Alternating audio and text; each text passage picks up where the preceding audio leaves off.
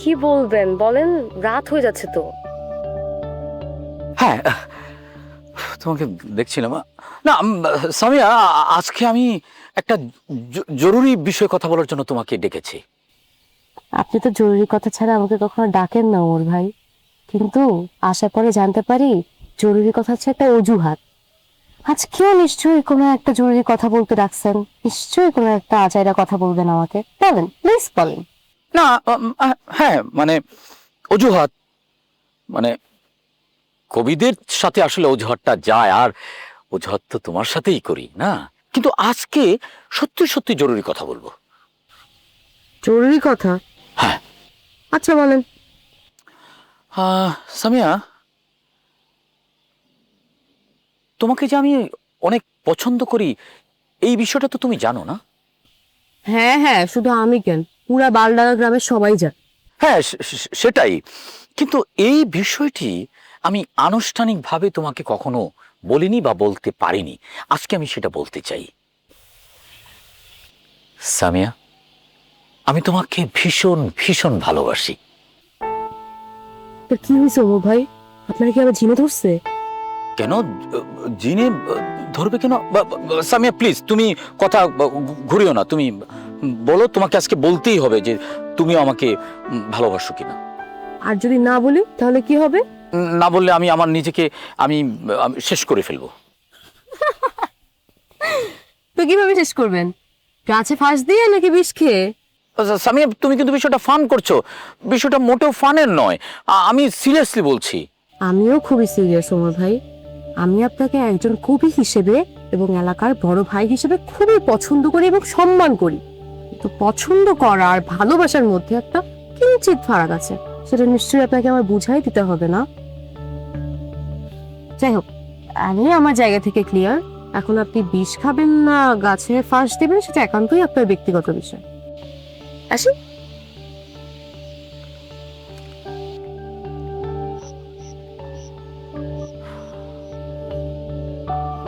বলা তো গেল গা, কিন্তু গুরুজি যে বলেছিলেন যে প্রেমিকা যখন প্রত্যাখ্যান করবে তখন বুকের ভিতরে হাহাকার তৈরি হবে, কষ্ট লাগবে, কিন্তু আমার তো কষ্ট লাগছে না মোটেও। তাহলে কি আমাকে দিয়ে কবিতা লেখা হবে না?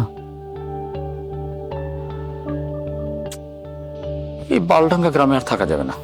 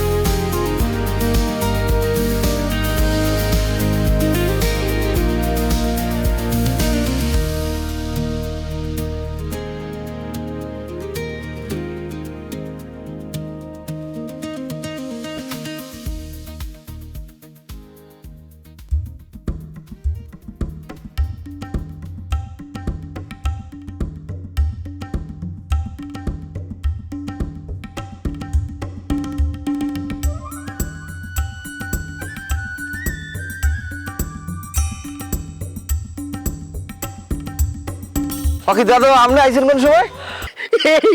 এই মাত্রই তো ঢুকলাম। খুশির সংবাদ আছে। কি খুশির সংবাদ? বাঙ্কি বাবুল ভাইয়ের সাক্ষাৎ মিলছে। কোন কি? ঢাকাতে গেছি, ঢাকাতে যাবার পরে শুনি উত্তরা দিয়ে বাড়িতে শুটিং চলে। আমি চলে গেলাম সেইখানে। যাবার পর যাইয়া আমি কেমন যাই দাঁড়াইছি, দাঁড়াবার সাথে সাথে সে আমারে দেখে চিনে ফেলাইছে। কয় কে তুমি নইমুদ্দিন না? আমি তো মহা খুশি। সাথে সাথে 2 সিঙ্গারা 1 চামচে আমার উপরে বাজেট।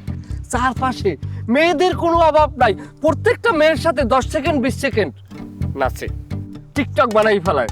কি অসাধারণ দৃশ্য, মুখের কথা না জানো বাণী, কি চমৎকার ভাবে আমাকে আপ্যায়ন করলো।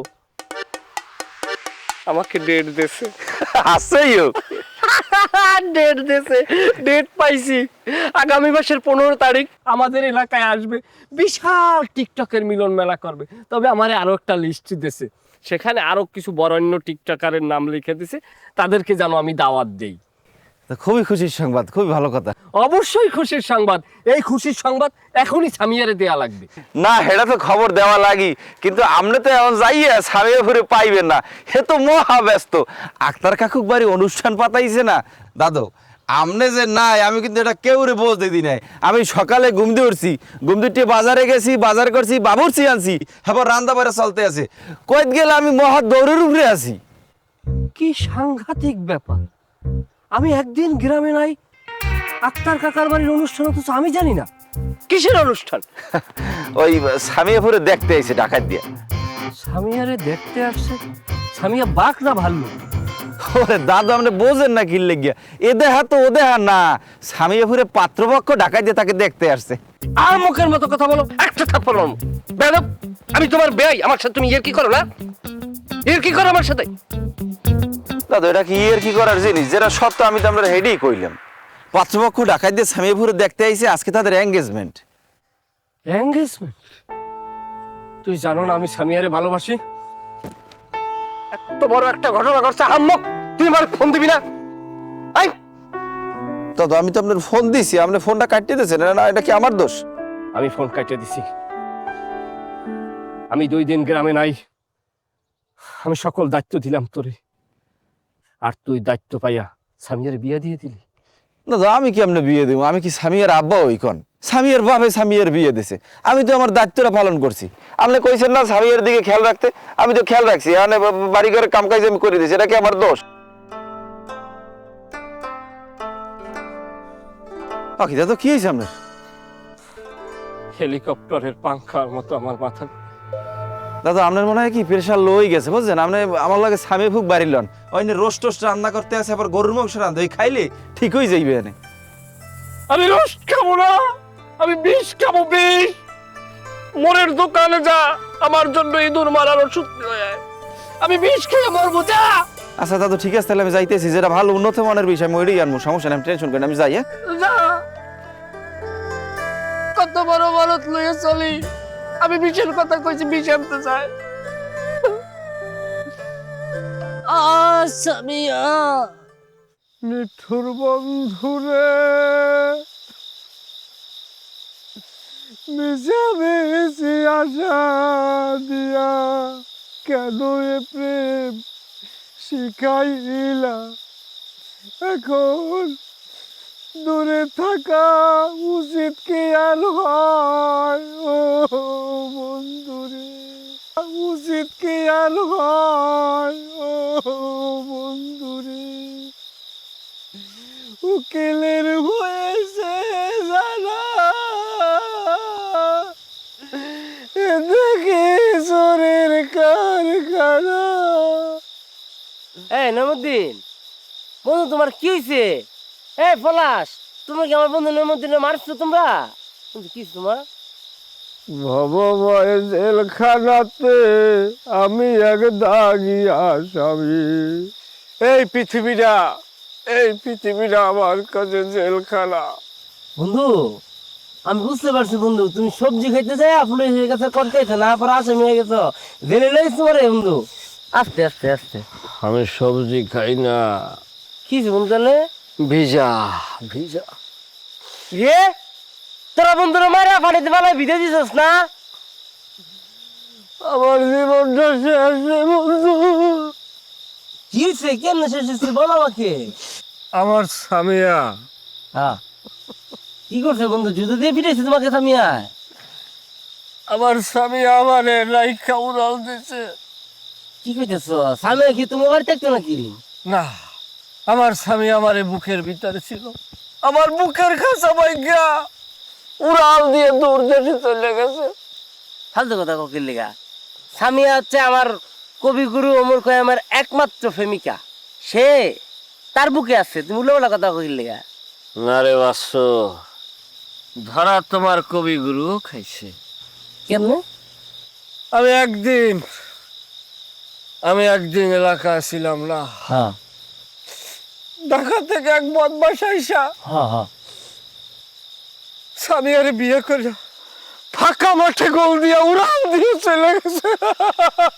বন্ধু আমি বুঝতে পারছি বন্ধু, তুমি দুষ্ট মানে একটু বেশি খেয়াল আইছো, বুঝছো? উল্টোপাল্টা কথা কও।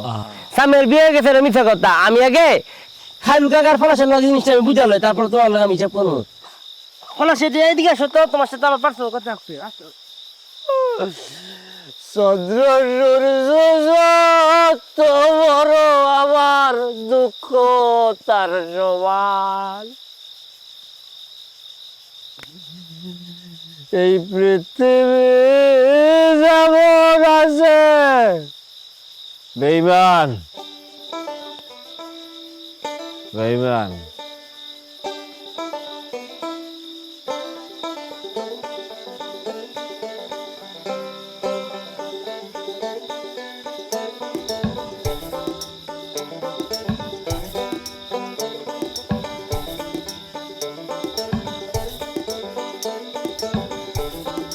এ কবির বসতেছি না? কবি, কবি, কিরে বাচ্চু, এভাবে দৌড়াচ্ছিস কেন? আমি তোমার জন্য দৌড়াচ্ছি কবি, তোমাকে খোঁজার জন্য। এখন তোমাকে আমি পেয়ে গেছি। কেন, কি হয়েছে? সামিয়ার তো বিয়ে ঠিক হয়ে গেছে। তুই আবার গাঁজা খেয়েছিস? তোকে আমি কতবার মানা করেছি তুই গাঁজা খাবি না। আমি কোনো গাজা রাজা খেয়েনি, বুঝছো? ওই যে ঢাকা থেকে একটা ছেলে আইছে না, ওই যে দৃষ্টি, তার লগে বিয়ে ঠিক হয়ে গেছে। তুই সিরিয়াস বিষয় নিয়ে পাগলামো করিস না বাচ্চু, যা বট গাছে নিচ্ছে যা। কেমন লাগে বলা? শোনো কবি, আমি পাগল হতে পারি না, আমি মিথ্যুক না। আর আমি তোমার বিষয় নিয়ে কোনো পাগলাই মিথ্যা কথা বলছি না। আমি যেটা শুনেছি সেটাই বলছি, যে সামিয়ার বিয়ে ঠিক হয়েছে দৃষ্টির সাথে। তার কাছে শুনেছিস? আমি শুনেছি ইয়ার কাছে, ওই যে মাইশার কাছে। মাইশাকে? মাইশা যে সামিয়ার বন্ধু, এটা ঢাকা থেকে যে আইছিল না, সে এসে আমার সাথে যে এমনি করে টিকটক করছে, হ্যাঁ, ওই যে ক্যাটরিনা কাইফের মতো লাগে মেয়েটাকে, বুঝছো?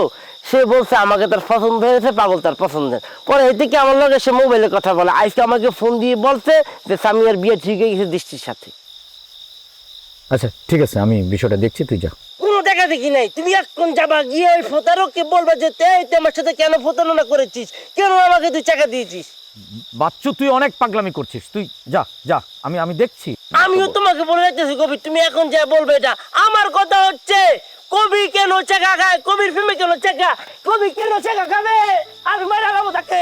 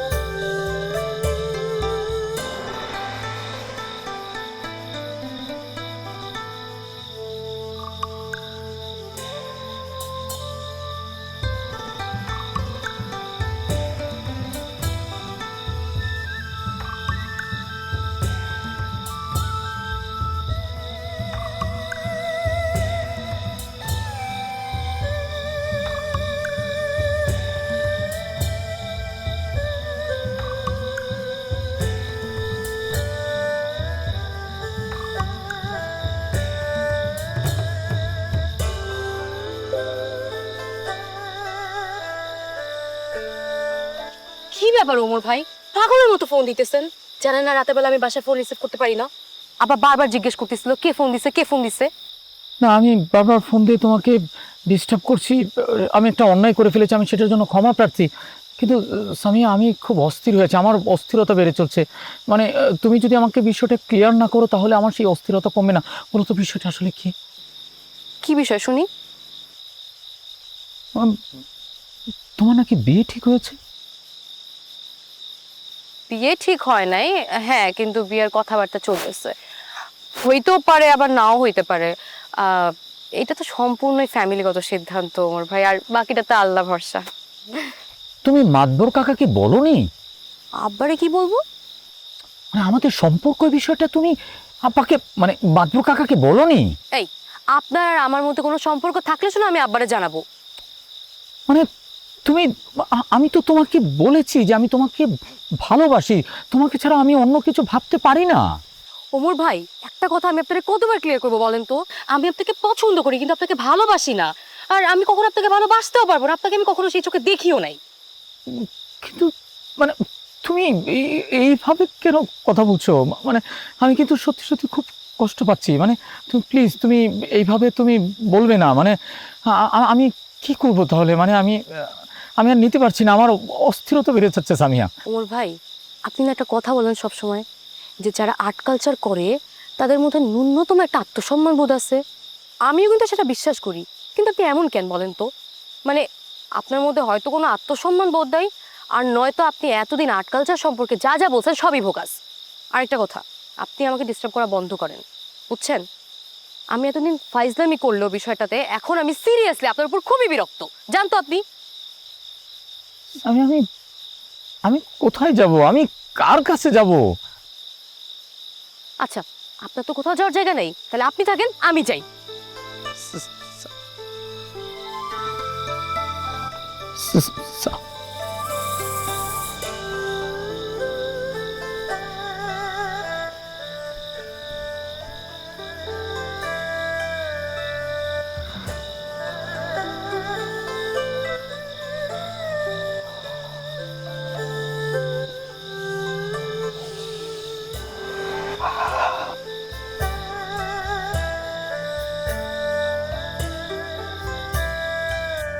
কবি তুমি কথা বলো না কেন? কবি, কবি তোমাকে কত কথা জিজ্ঞেস করছি কিন্তু তুমি কোনো উত্তর দিচ্ছ না আমাকে। কবি, তোমার কি অনেক মন খারাপ?